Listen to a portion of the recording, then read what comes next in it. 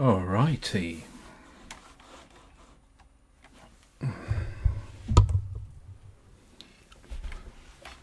Okay, so how are we doing?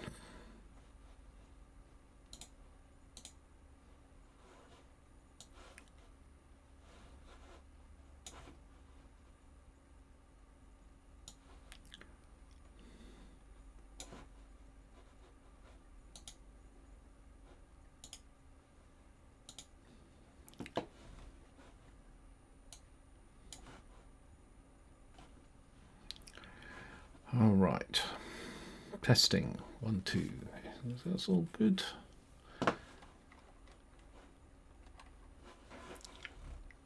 All right. I think I'll be live. So what am I going to do in this stream? How are you doing? I'm going to mess around with starfields and circles and stuff like that from, you know, the old school way of doing it.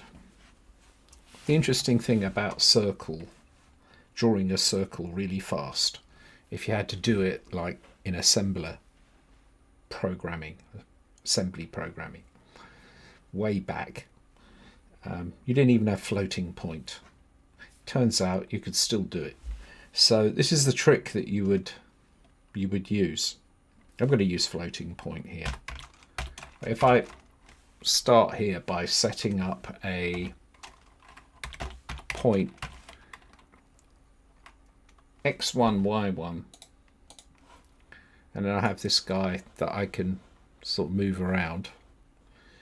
And what I'm going to do is actually I'm going to start by drawing a circle, but not doing it in the kind of normal way, but a different way that is very compatible with like assembler programming or whatever. So, and to do this, I'm going to use a facility here where you can do sort of stateful stuff in Desmos.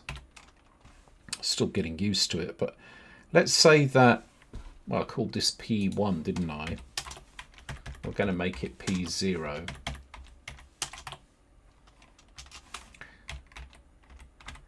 And, right, so that's that. And what I'll do is first of all set up a thing that when you click on it, it sets P1 to become P0. See that? And then I'm going to show P1, turn off P0. And as you can see, if I move this around, but when I click that, it pops back to the start. In fact, this green one is the start. When I click on this, boom, it goes to the start. So every time I click on one of these, I can cause it to transition. So what I'm going to do is create a function. I'm going to call it f. And what f is going to do is say that P1 is going to become P1 plus some amount. Actually, you know what? If let me do it this way first of all. So I'm going to do, say, some constant k times P1. So now if you can see that this is going to be adding 1/10 of P1 to P1. And every time I click on this, look, this is actually for doing a star field, is a very classic way. I mean, it's just one star right now, but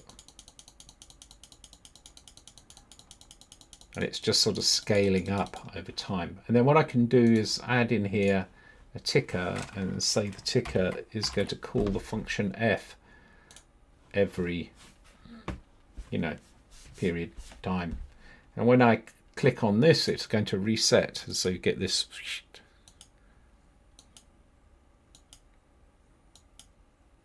Yay. That's nice. I'm going to rewrite this. So it's k multiply, create a new vector p1.x, p1.y. It should behave the same way if p1.x, comma, p1.y. It doesn't like it for some reason. Cannot be used as a... Oh. Yeah, k times. And this should be the same now. So let me make this a bit bigger.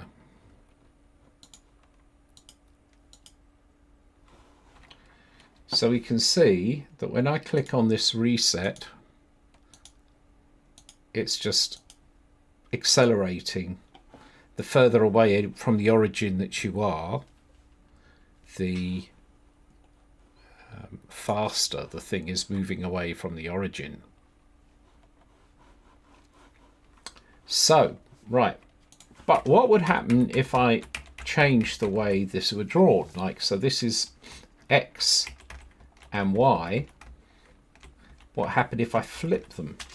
So let's try Y comma X and reset it. Didn't seem to do much difference, but that's because I'm lying on the diagonal, I think, and so it wouldn't make any difference swapping them. How? Let me try this. Ooh, I think there may be some kind of curvy. Oh, look at that.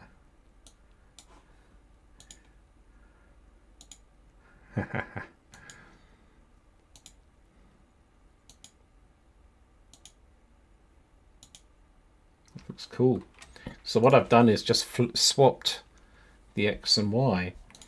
What about if I change the sign of one of them?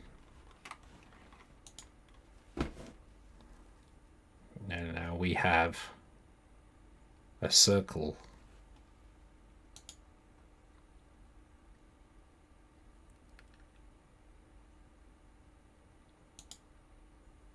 And the circle is growing in size.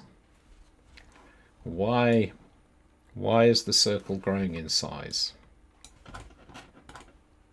Well,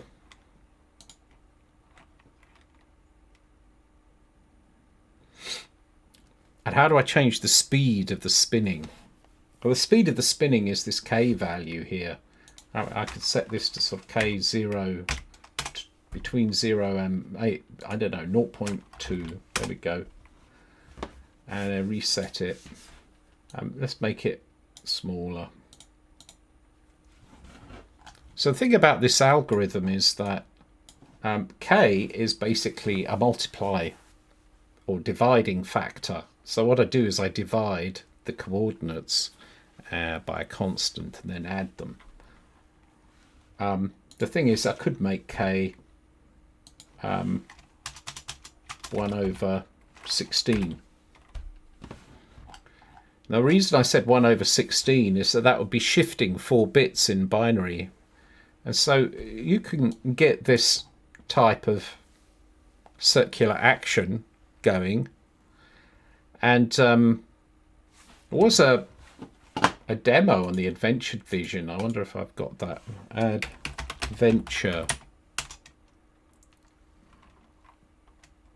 Adventure Vision video game. YouTube demo. The first ever Adventure Vision demo. And I actually contributed code to this. Is it gonna work? Hello. Play. We go. Are you playing? I think there's problems with the audio. But yeah, I don't know. Can we see it? That's annoying. There's an issue with the audio. Probably because I'm recording, so that's annoying. Anyway, you could just about see in here, there's a star field. You check this video out, there is a star field and things spinning. And it was written on an 8-bit, microcontroller in a very small amount of, I don't know if it was 2K or 4K or something. And there's lots of spinning and star fields. And I use this exact method because you can just really cram it in. Let me just reset it. But you'll notice here, right, that it grows in size. So if you want to understand how this rotation is going on, you'll first notice that I'm swapping the coordinates. I swap the X and the Y and I change the sign. And so that might ring a bell. It's like if you are doing a matrix transformation of a 2D vector, the matrix is going to have just 2 by 2 matrix. And you would have a, 2 by 2 rotation matrix. Oh, come on. 2 by 2 rotation matrix. So, like this, you see, cosine, minus sine, sine, cosine. I mean, this is alpha here is the amount of degrees to rotate. And, well, the thing is, if you were to, for example, rotate by 90 degrees, it actually works out as being the x coordinate times the cosine of 90, which is 0, plus minus the sine of 90, which is 1. So it becomes minus 1. Change your sign, and in fact, swap. So there's a trick for doing a 90-degree rotation, which I could probably show. Let me see if I can do that. See, if I was to go and make K1,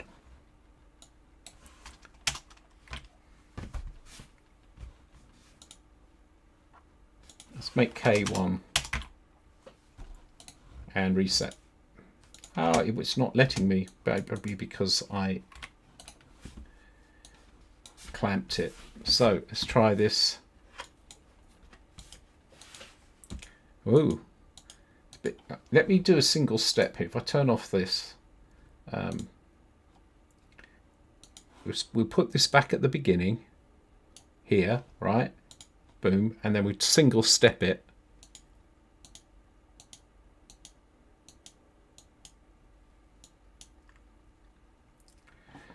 And well, I'm doing plus. That was why.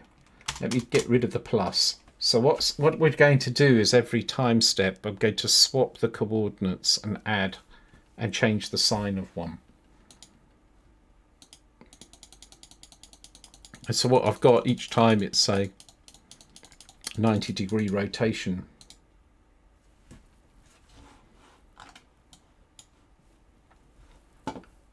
So that's fine. So basically, you can go somewhere in between, right? And if you do, yeah, it's a bit like that matrix. But as you can see, it grows, and the reason it grows, if you use a very simple form of this, which is, P1 plus K times this, where K is a very small number. Well, let's just go 1 divided by 16 again.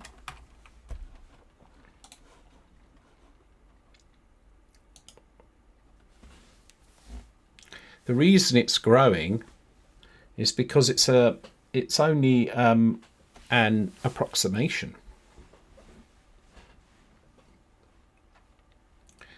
Part of this works because the sine in radians of an angle, I'll show it here. if I do sine x, and this is obviously in radians, for very small angles, it's practically a straight line, which is a kind of useful approximation that you can use.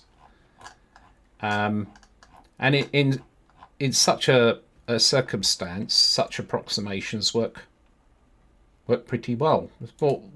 What's happening here is this is a bit like that. Let's reduce the size of this.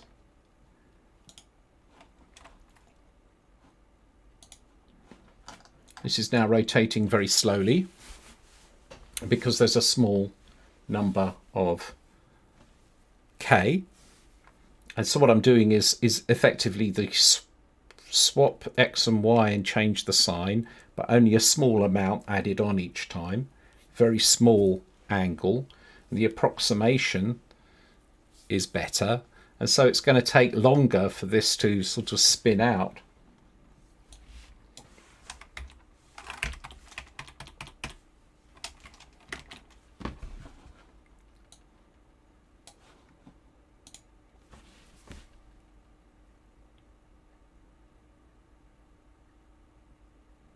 I'm back to 16 again, and you can see it spin out fairly quickly. Now, there's this thing you might say, could I correct it? Because, you know, it's like I have a solution here that I could do with practically no even multiplication and division. I just take the x and y coordinates, swap, change the sign, and do a bit shift on it, and then, you know, there we are. But if I did that, I would end up with this circle growing. Maybe I want to compensate for it. So here's a fascinating thing. You can actually compensate for it. And the irony is that doing so, I'll see if I can simulate it here, because the thing is, you can fix this by introducing a bug. So maybe it would help if I got paint out.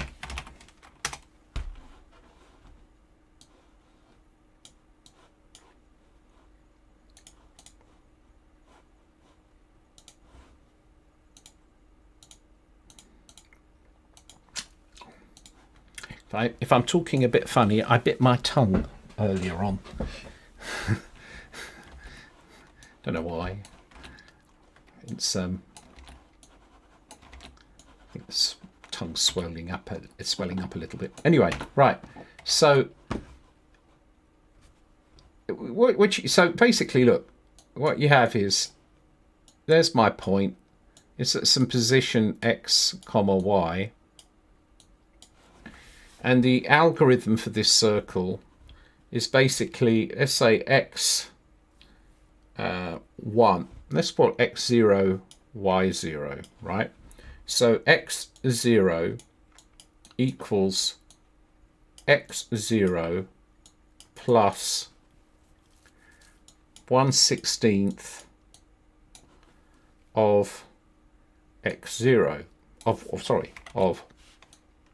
y0, and that should really be 1 because that's the new one, and y1 is going to equal y0 plus 1/16 x0 actually.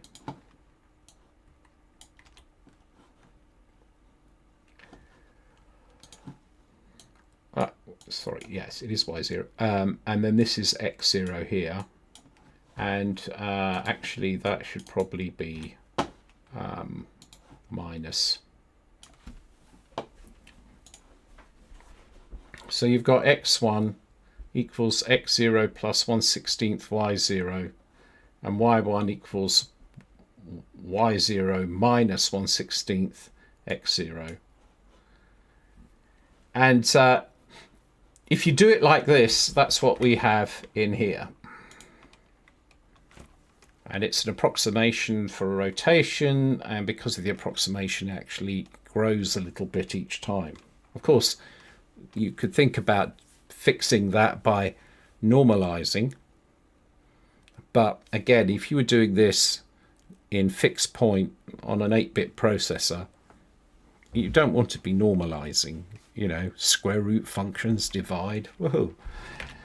So you use the approximation.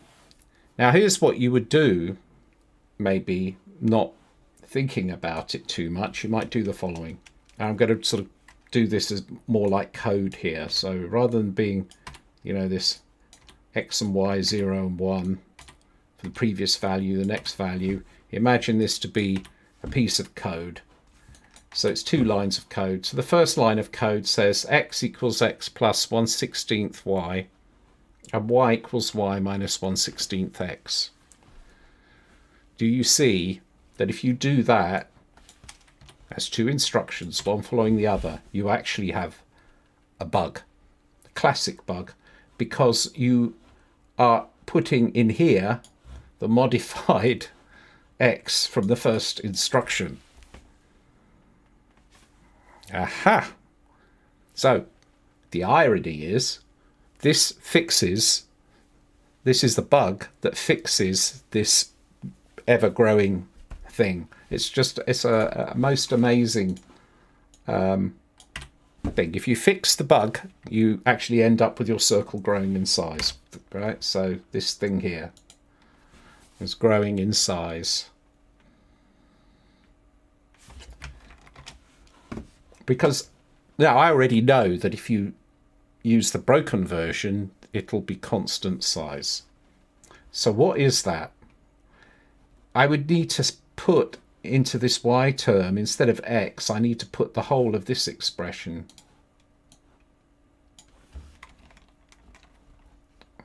So this would become that, I guess.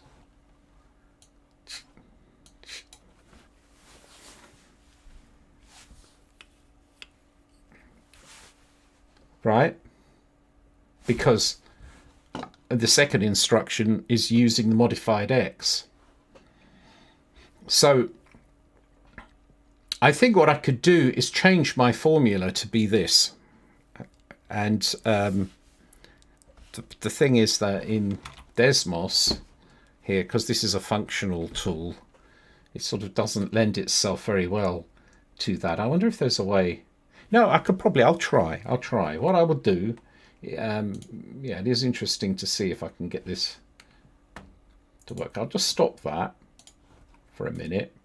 I'll create a new function g. I'm going to try and make this function do the thing in 2 steps. So the first step, yeah, I think I can do it. So the first step I would say is p1.x, right? So we're copying that, equals x plus 1/16 y. So is that plus p1.y k times k, right? And actually what I should be saying is p1 becomes, p1.x becomes, oh yeah, it did allow me to do that, right? p1.x becomes p1.x plus p1y times k, right? And I do that as the first step. Now the problem here is that it may well be it doesn't like the execution order. Yeah, I'm not sure, because it does it in 1 step. So it'll be interesting. I've not tried to do this in Desmos before in this way, so we'll see if it works. The second step would be to set the y, and we say that the y is equal p1y plus p1x times k. Oh, doesn't like it. The left hand side should be a variable name, like, oh right, yeah, it does not like me. Does not like me doing that. I can't make the x coordinate become.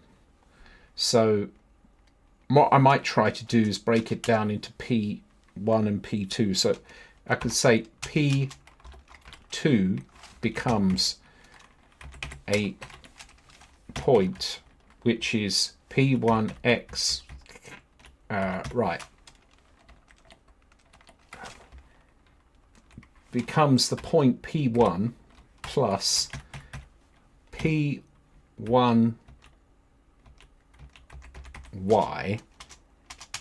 times k, comma, and then P1x times k. And I need to add this thing P2. This isn't quite working either. 1 comma, oh right, x2 comma y2. Right, maybe it's even clearer if I do this. So what I'm doing is multiply k, which is 1/16 right now, like that. Oh, it doesn't like it. K can't be used. Yeah, I need to do a multiply by. Okay. All right. So P2 equals. Right, but I need to do this in 2 steps. You know, this is the thing. Doing it in 2 steps, doing it in a chain that way, it's so non-mathematical. This is the difference between programming and maths on a certain level. What I'm going to do is just use this, and let's just check it's still working. Yeah, okay. And I'll put the correction term in. So what I want to do is recreate this basically. So let me just do that. That way it's probably easier. So let me start again. So what I'm going to create a new point which is p1.x plus p1.y times k. And that's the first point. And the second point is p1.y plus k times, and then the k is the 1/16 right now in this thing. K is that. So minus, okay, it needs to be minus 1/16 k times x plus 1/16 y. P1.x plus k times P1.y, and it's probably yeah, it's plus in this case. Yes, that's right. Did this work? Let's see if we've got this here. It doesn't like it. I didn't get the nice thing to click on, so I need to see why. P1 becomes, there's a comma in there, a bit difficult to see. P1x plus k times P1y, and the other one is P1y minus k times P1x plus k P1y. It doesn't like it. Cannot access a coordinate of a number. Oh, I've lost my definition of P1. That was why. P1 equals x1 comma y1. So maybe if I have that. All right, now what's the error? You define P1 in more than one place. Did I? Oh, right, true. Okay, got it. So recap. X equals x plus k y, and y equals y minus kx. As 2 steps in a program will give you a circle with virtually no maths. But in order to express this as a formula mathematically, I need to take that and put that value in here, because the bug is to use the second line with the value of x. that was generated by the first line. The equivalent is this formula, which is only slightly more complicated, a little bit more complicated. The irony being no more complicated at all if you're actually writing it as code. In fact, it's easier, right? You see, it's not growing. It's just that will actually just, it's stable forever. And in fact, even if you made this with limited precision, fixed point, it won't slip. It is stable. It's a beautiful thing. So that's great. So, you know, maybe I can combine that. That's what I did in the demo on the Adventure Vision, right? Combine that together with, well, make a number of these, and then also have them grow, the vector grow in size, sort of deliberately or in a controlled manner. Let's see if I can get some kind of rotation going here, though, because it'd be nice if I could have a rotating star field. Oh, even just the star field. I need a number of points. Let's start with that. So I'm going to set a table up, and maybe we'll use capital X and capital Y for this table. And 1 1 1 1 1 1 1 1 1 1. I don't know if the chat is working or not. I can see I've got a couple of people. No chat. Maybe the chat is broken. So I have a number of these all in one place. If I hold that down, I can go drag, select drag, please, drag. Yep, that's it. And now I can pull these out.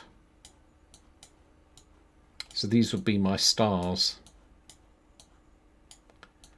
in my star field. I've never done a star field in Desmos before.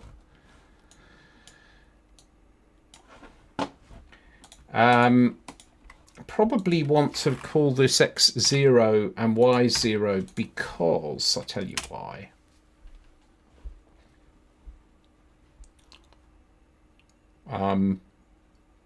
Because I want to also have X1, Y1. And I need to be able to set it. So let's see if I can do the X1 becomes capital X1 becomes capital X0.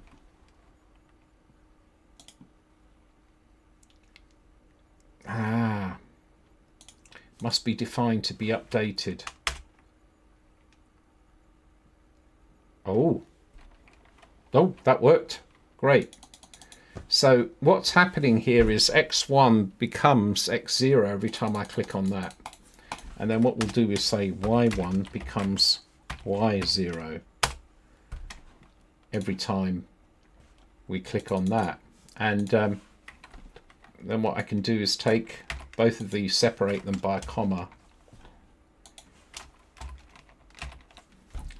And now it's going to set X1 to X0 and Y1 to Y0 every time I click on this thing. And then I need the function that is going to be called, maybe I'll call this one G, and this function is going to be called on every tick. And what is it going to do? It's going to take, it's a kind of variant of this here, but it's not going to do a rotation, it's going to do a scaling. So it takes distance of itself from the origin and multiply it by some factor and then add it. Again, you could do this very fast in assembler or assembly programming, because that factor can be a constant. And so it's a little shift, do a bit shift and adding, and voila. So let's try that.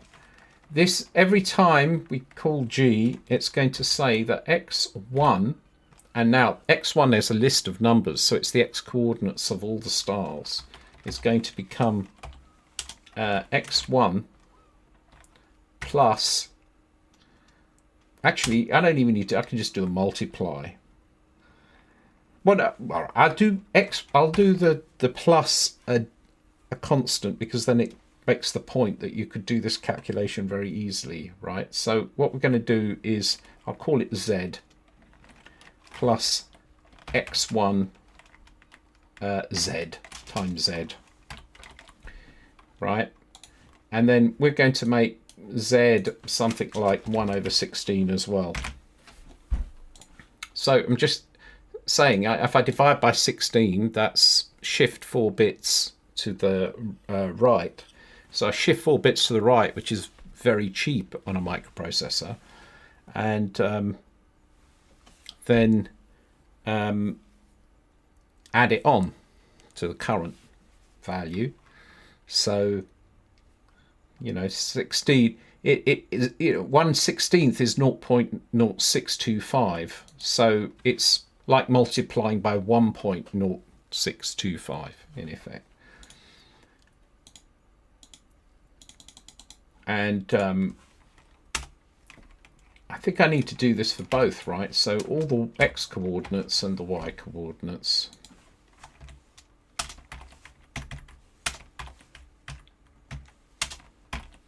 Like so. And then what I need to do is display x and y as points. So I can probably, can I? No, all right, so display, oh, right, yes, I know how to display the points.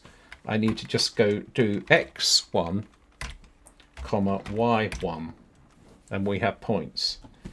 This works because basically, there are 11 stars. So there are 11 values of x and 11 values of y. If I say this, it means draw the points. And it just draws all of them in the list. And so that we have them there. Now, there we go. So if I reset, we have, looks like an explosion, right? This is the old school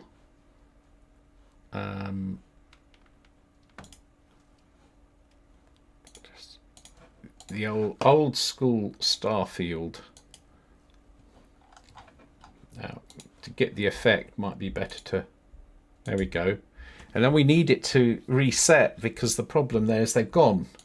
I mean, where they're going, they just keep going and going and going. So what we'll need to do is figure out how to reset, and probably could use a nice random random number generator in Desmos. Let me see.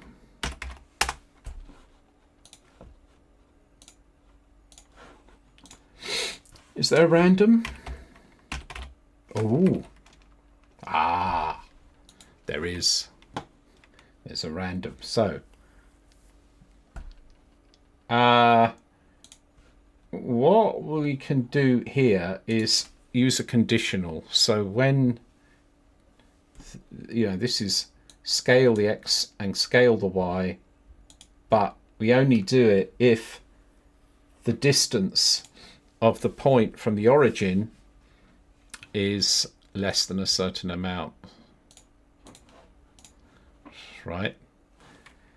Or is more than a certain amount, then we need to randomize its position. So this should come out nicely. So first of all, I need to create something that gives me the distance of a point from the origin. So that's not too hard. We'll call it m for magnitude of some point p equals the square root of p dot x squared plus p dot y squared. All right. Whoa, Pythagoras. And right, so we're going to do m conditional m x1 is less than 10.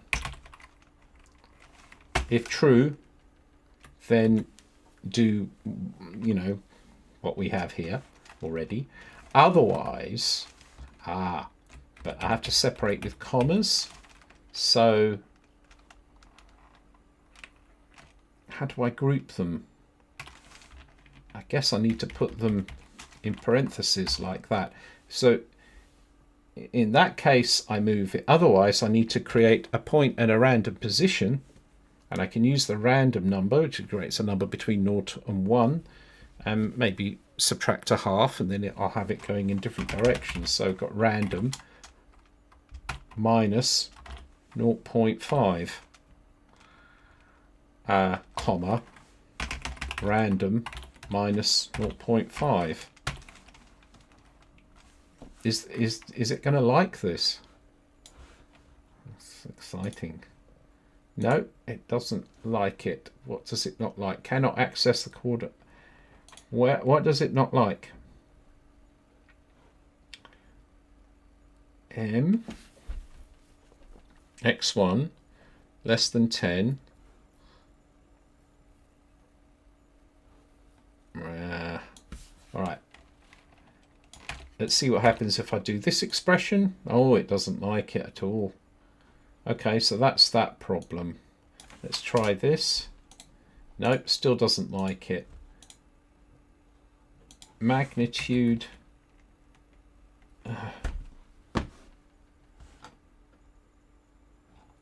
X1. Figure that out. X1 is an 11 element list. Let's try the expression square root of x1 dot x. Oh, cannot access the coordinate of a number. All right, this is struggling here with Desmos at the moment.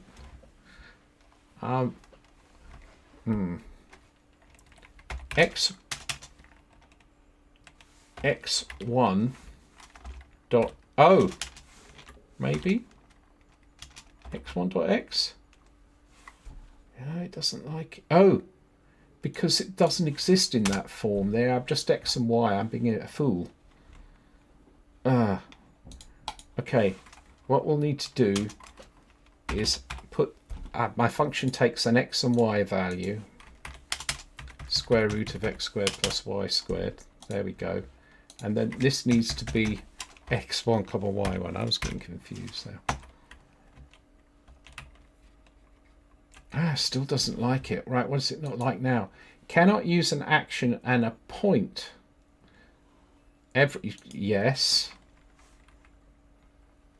Okay. So it's true. Right. Yes. I'm just writing nonsense. X1 becomes the random value. Y1 becomes the random value. It doesn't like it. Sorry, it doesn't understand this. All right. And what I'm going to do is just to debug these when it doesn't understand it. What you do is you start off with a smaller part of it and see if it understands that. So does it understand this? You've defined G in more than one place. Okay, well, let's call this Q instead. And we're calling Q. And it doesn't like it. Should be an action. Right. You are right. It should be an action. X1 becomes 0. It doesn't like it now. It doesn't understand this. Let me put this in parentheses. Okay, I'm not having much luck. Okay, yeah, right. I need to write it in a different way. What I need to say is x1, capital X1, becomes check x1 comma y1 less than 10. If that is the case, then just the x coordinate is what I need right now. Otherwise, set the random value. So hopefully this will work. I'm just trying to all right, debug some more. It doesn't understand this. So what I'm right, let's take it away from the function a minute. Now x1 becomes, on a conditional, x1 y1 is less than 10, then x1 becomes x1 plus x1 times z. All right, let's remove that. Doesn't like it? No. All right, 10. No. All right, this is frustrating. Okay. Yeah, if I click that, I can, yeah, that works.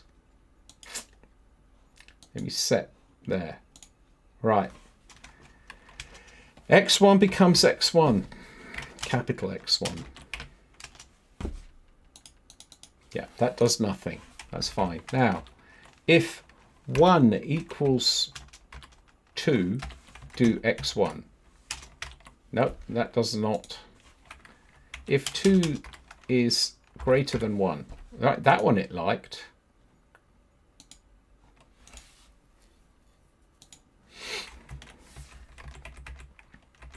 If x1 is greater than 1, it doesn't like that as soon as I say that.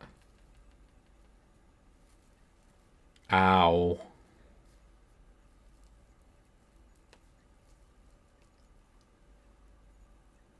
I might have to do this in steps. So let me try m, which is the magnitude of the vector, equals the square root of x1 squared plus y1 squared. Right, that worked.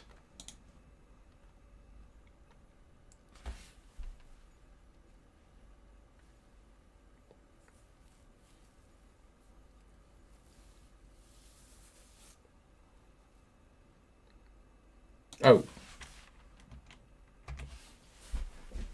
Right.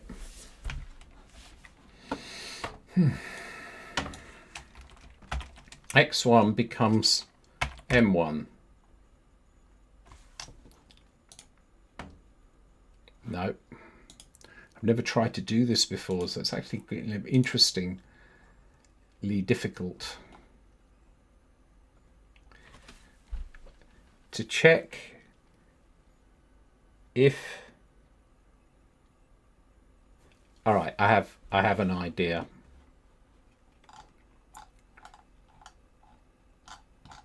I've got all this other rubbish I've created here. So we've got x1. I'm going to start again. Sometimes it's better just to do that. So we'll have a thing that says x p, yes, p1 becomes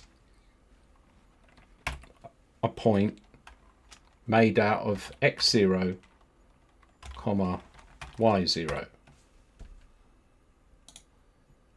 That worked.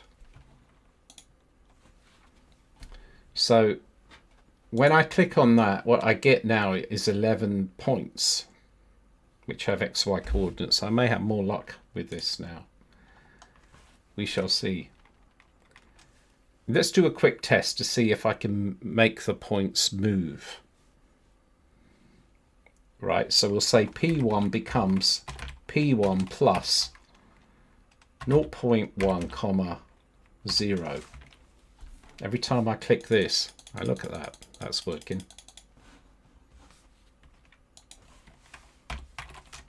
Make the function that, and we'll run that function. Okay, that's a good start. Again, I'm going to try a simple one where if it gets more than 5, it resets it. That should get, the thing should just keep moving then. If I could get it. So we do a conditional. If P1, right, let's get that function m of a point, the square root of p dot x squared plus p dot y squared. So if m p1 is less than 5, then we make the point move. Otherwise we set to 0. Oh, it doesn't like it. It doesn't understand what that is. That is a, oh no, I put 2 semi, right, it should be this. Oh, doesn't like it.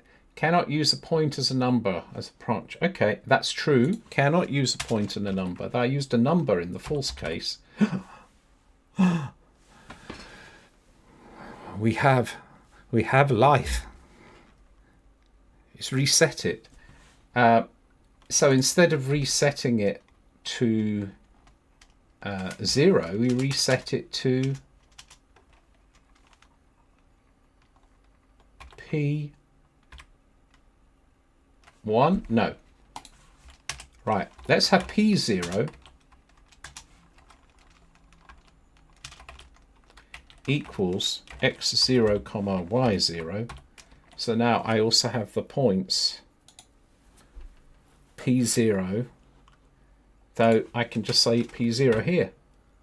Ah, we get in there. So when the points hit the edge 5, or they get more than 5, it just resets it back to where its original starting point is. Now what I want to do is have randomization. Well, that should be easy. Just do random, comma random. And so now we have sort of, when it appears, it's anywhere between 0 and 1.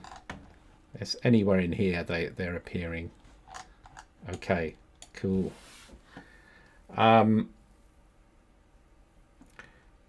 Let's do minus 0.5 and minus 0.5.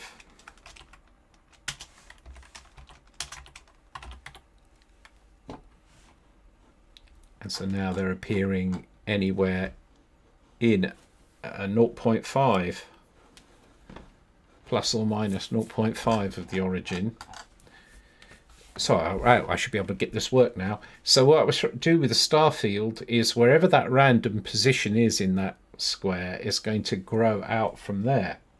So instead of just adding a constant, we add, get this, we just add that. Well, ooh, that's like yeah, we're going to be doing a Kessel run with that. That's very fast because I didn't put the K factor in yet. It's doubling, in fact, every time. So we just multiply it by K, and let's have a slider for K, and set K to 1 over 16. Actually, let's look.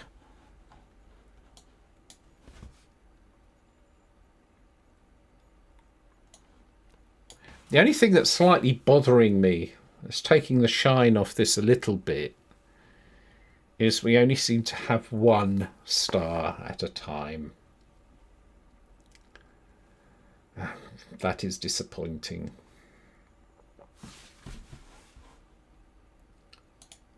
Oh, I think they just... Oh, they were one star at a time because I'd done something which had made all of the stars sort of go on to the same point. And the random is probably the same random number for all points. You say, why were the random numbers the same for all the stars? It's because it's a mathematical... This isn't a program, it's a mathematics. And at the point where this function f is run, random has one value and it applies that value to all of the...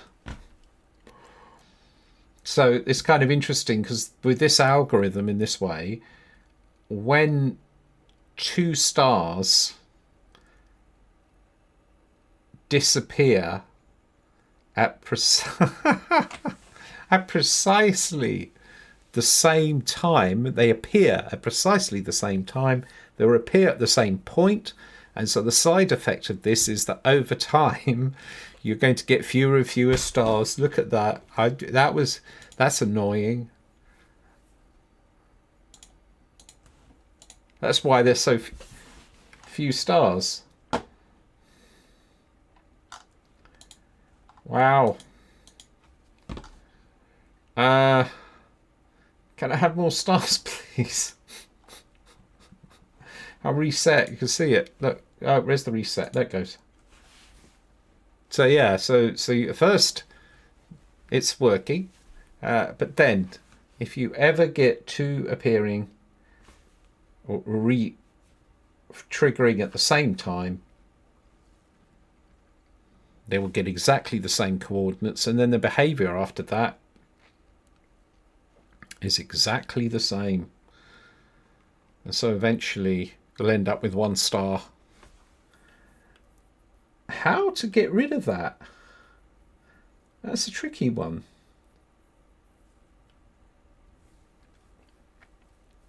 I suppose... You almost need like some kind of randomize. I have to make every star slightly different from each other.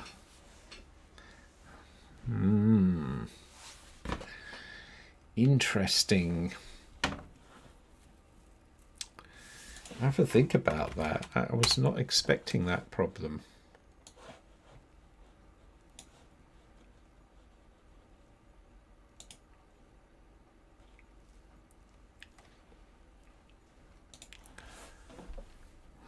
You can see, look, my stars are disappearing. How can I solve that?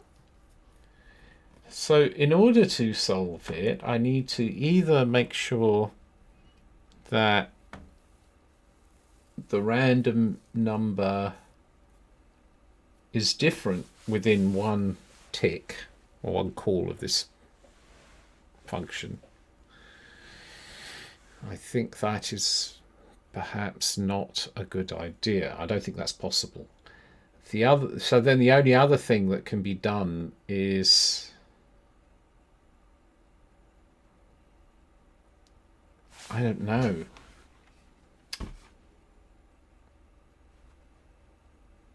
That's really tough. I need to look up the Desmos random function.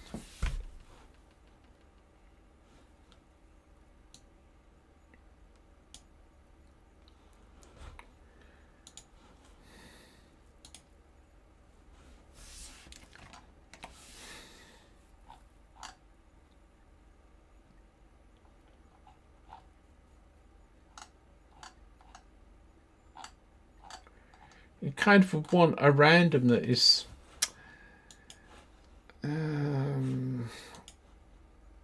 yeah, that would break the model though. If that's not the way I've got one star. Okay, how can this be How can this be solved?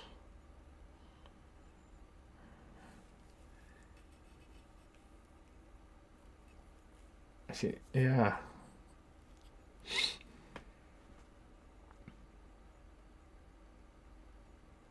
I suppose.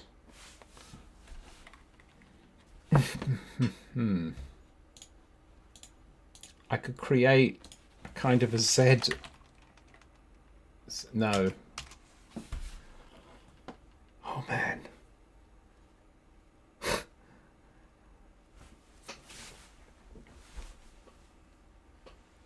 How?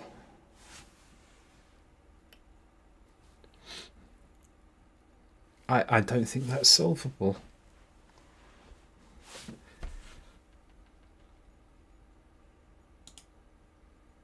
What's weird is that I can surely, yeah.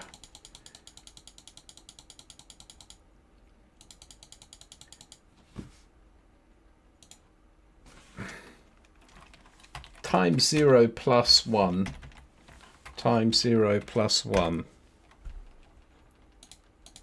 Right, that puts them all in the same place, you see. So if I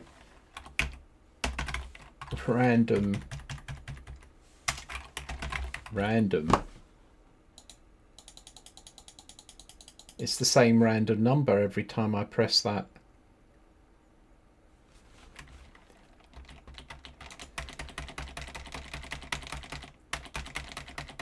I don't know. It's just such a silly issue.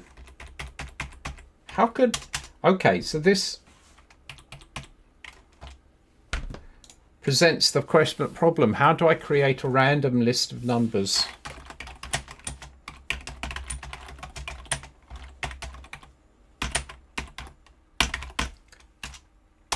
Because using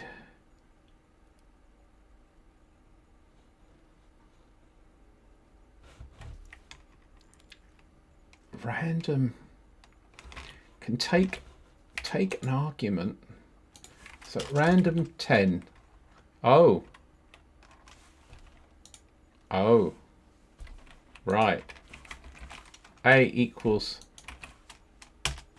Can I see then, please? Table A.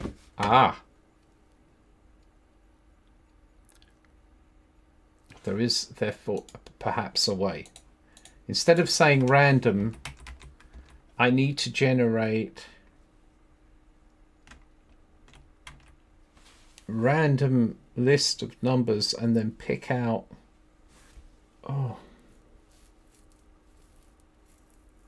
the appropriate one.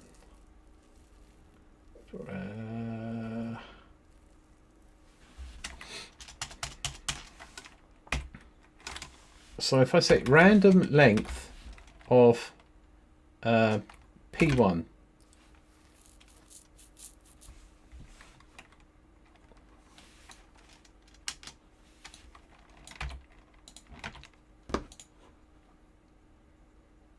length is a function.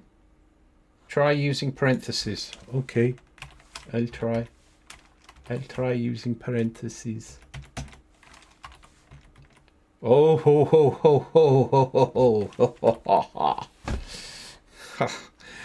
I'm surprised that worked, but it did. Look at that. So what you do is, they had thought of this, surprise, surprise. You put a number inside the random function and it says, give me a list of numbers. And so now I have myself a star field. Which actually means that I can probably do, instead of, see, this P1 equals that, I should be able to do,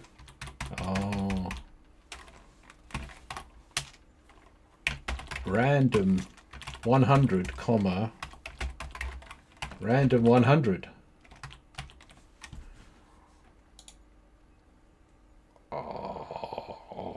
100. -5. It's beginning to chug.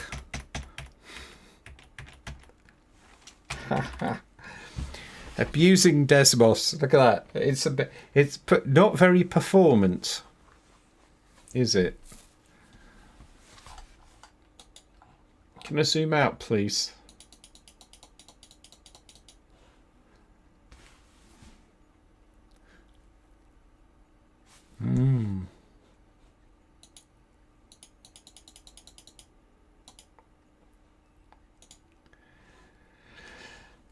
Yeah, it's a pity that's slow, but maybe I have some. No, I'm doing that, and then yeah, I don't see there's anything I can do to speed this up.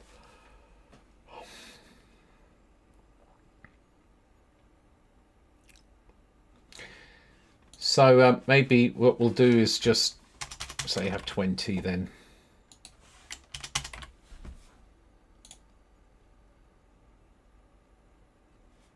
There you get a good speed.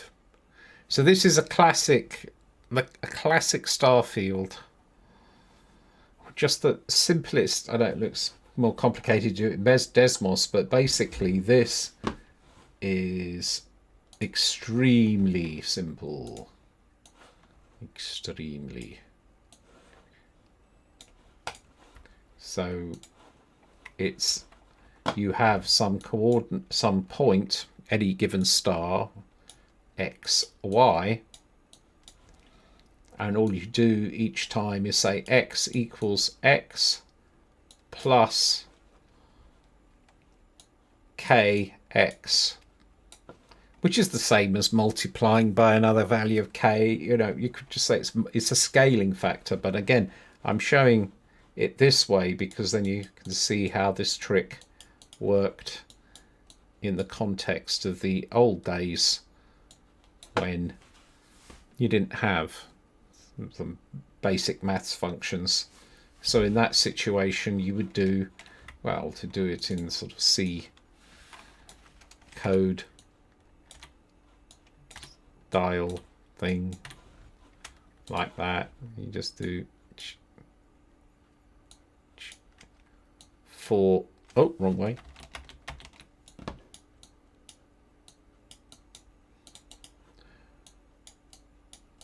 Shift 4 bits. So you divide by 16 and add it. And that you've got, you know, instructions in microprocessor instructions, even on the earliest CPUs, that would let you do that. And it's as fast as you could do it. That's in effect what that is doing. Now, it would be great if I could combine this together with what I showed earlier, which is a rotation, and then we can have a spinning star field.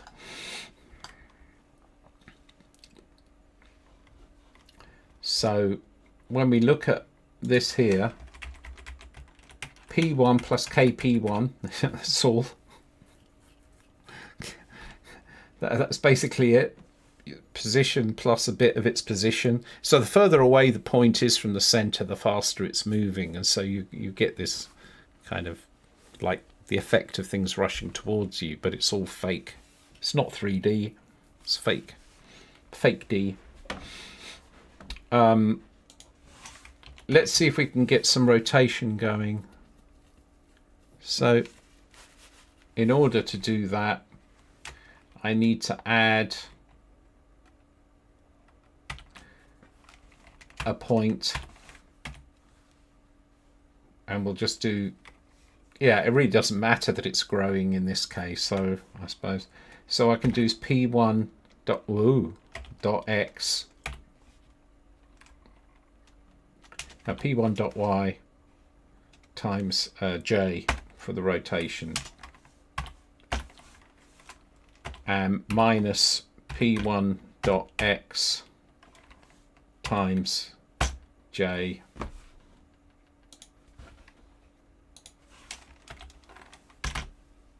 there we go.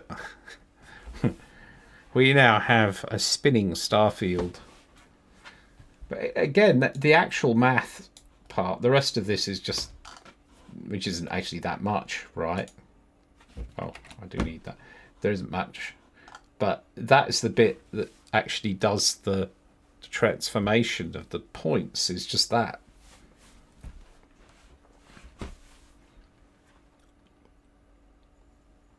So now you've got yourself a spinning starfield. Quite pleasing.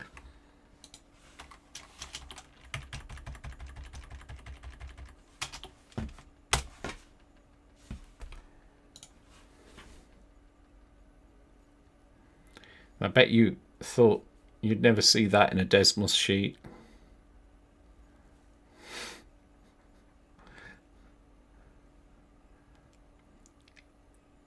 We want to add gravity to it. It's a particle system. Okay. Oh, you know what? Let's put sliders in here. So I'll put 0 to say 0.2 and 0 to 0.2.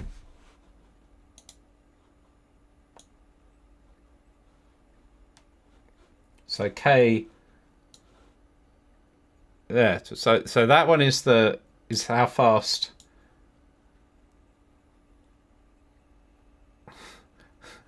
anyone want to do elite?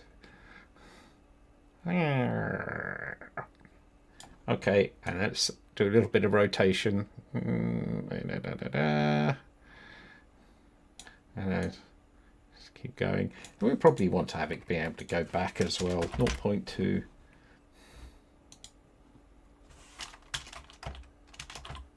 Minus 0.2. Minus 0.2. We could go backwards. Oh, except I don't have a check for... Yeah, that's tricky. The backwards one... Go backwards means that I need to spawn. They need to disappear when they get too close to the center, and they need to appear on the edge and then come in. And that's actually annoying. I'm not going to do that right now. So, yeah, we can only go forwards. What's wrong with that? We can go forwards and we can rotate. Ah, and because I can put negative, we can probably rotate in the other direction now. Oh, look. I don't know why. I just find that so... I find that so pleasing. You can rotate either way. So just to stress the point that is the math involved here, just that. It's stupidly simple. Should we add gravity? I say we. I think maybe one person watching. Let's add gravity. So we go G equals 0.1. So, and we'll stop the rotation. Stop the rotation. Let's go forward like this. So it's actually, in effect, like a particle system with accelerating particles coming at you. But can I add gravity? Well, then I need to start changing the model of this for velocity. I don't have a velocity vector. I've only got position. But I suppose I know what I could do. The scaling factor is the same in X and Y right now. So I suppose I can do KX and KY.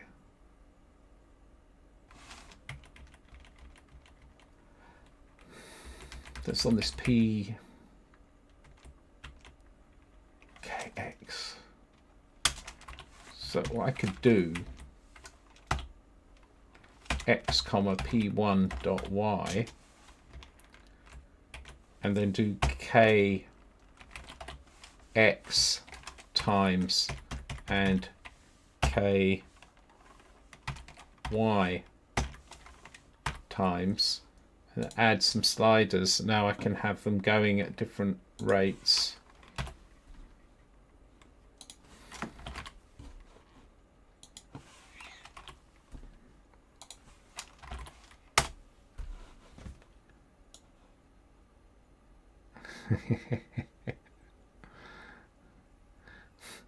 So this is where you get you know, a different spread in one axis versus another. I wonder what happened if I put a rotation on that.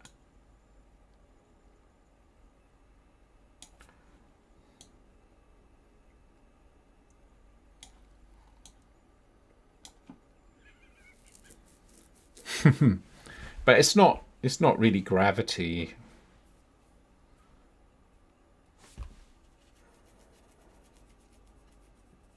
I think I have to do that save that for another day.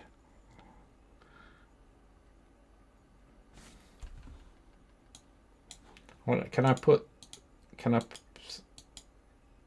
Oh, the sliders are disabled while the ticker is running. I see.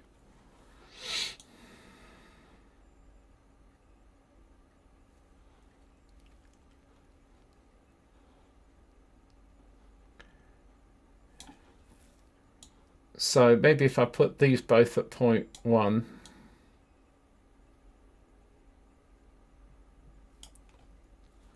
and then I have some rotation in here. I'm not using that K anymore. What's G? I didn't use that yet.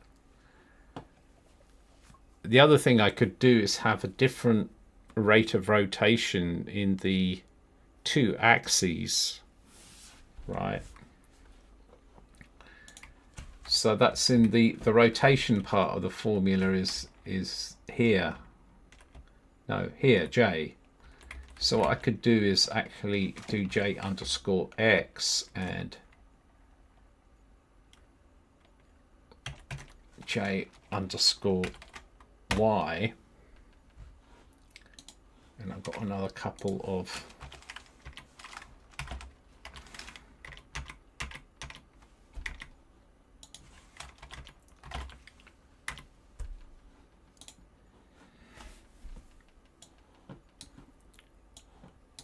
go. And so what I can do, it should be interesting, have a different rate of rotation for the X and Y. So I don't need that anymore. Let's stop forward motion.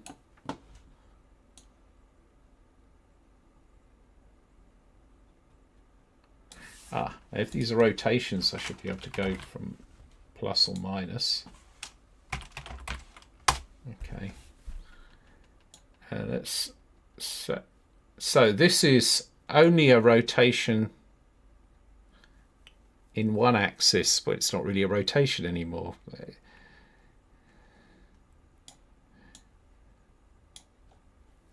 It's weird when you start doing this. It's like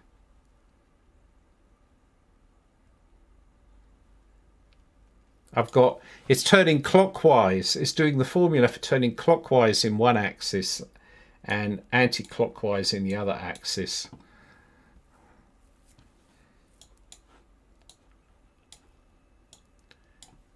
So the point is this is not really any more complicated. This effect is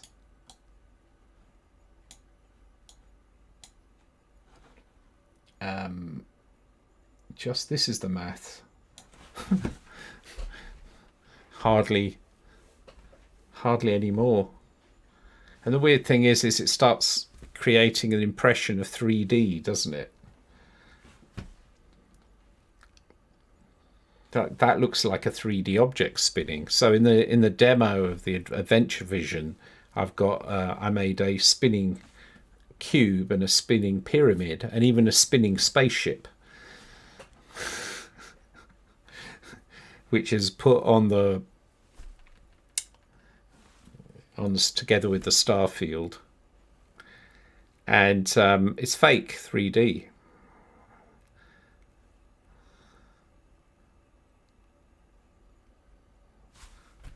That's convincing, isn't it? And then what we could do is have it movement forward, which is also different for each. Look at that.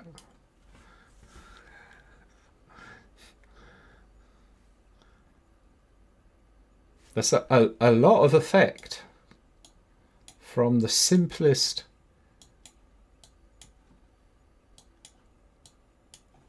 I should try putting this into a shader.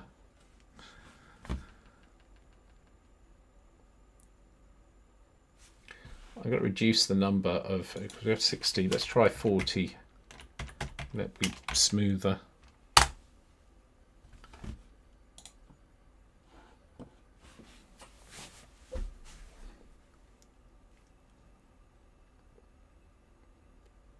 I'm kind of shocked at how 3D it feels when there's nothing there.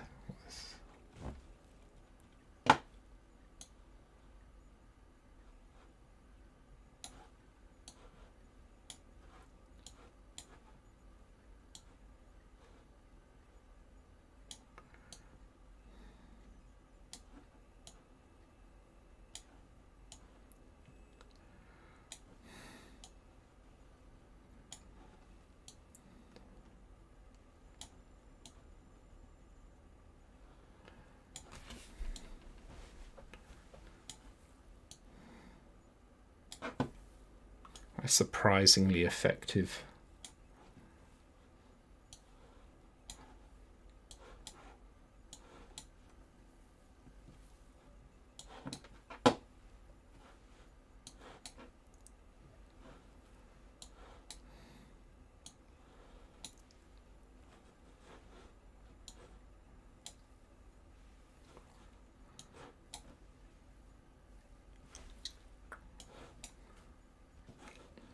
Play with it all day.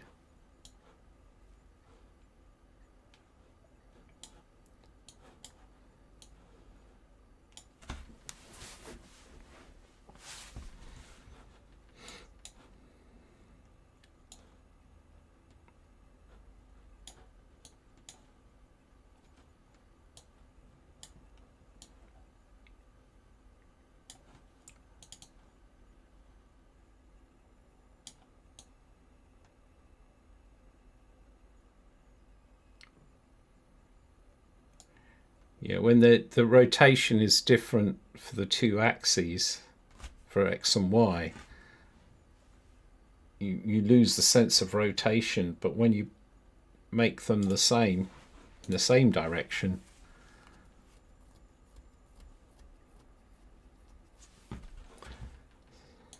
then you get the sense of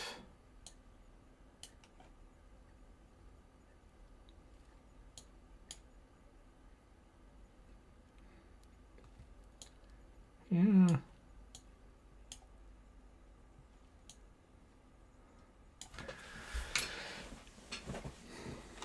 I like. Anyway, there you are. A combination of, zooming and the rotation. And, I will just, for this final formula for this, I'll just write that out maybe in here so that you can see. So basically all I'm doing is saying X equals, I'm doing it as a program now, so X is equal X plus Kx, which is a constant, X, and plus y, jx, y, yx is a constant.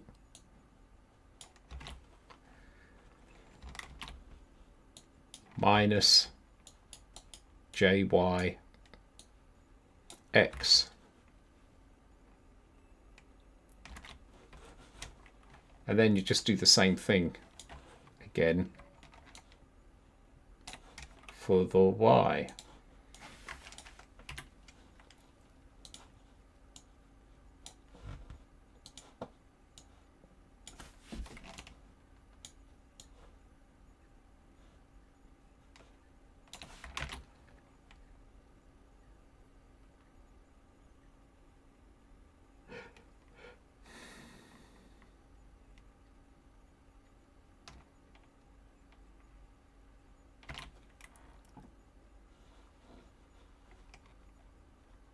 Yeah, so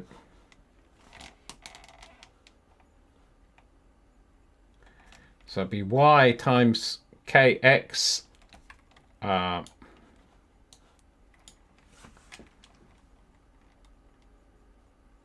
kxy plus j. I think what I'm calling them is confusing, so let me just take those constants out a minute.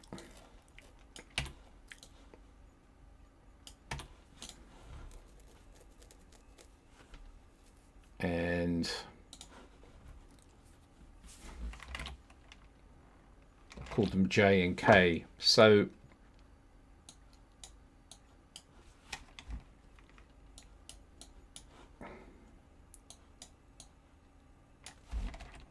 whoa. K and J. This is the symmetrical one where X and Y are the same. And this is K and this is J. I'm going to call them 1 and 2 instead. So those are the 4 sliders, which is what I've got here, these 4 sliders.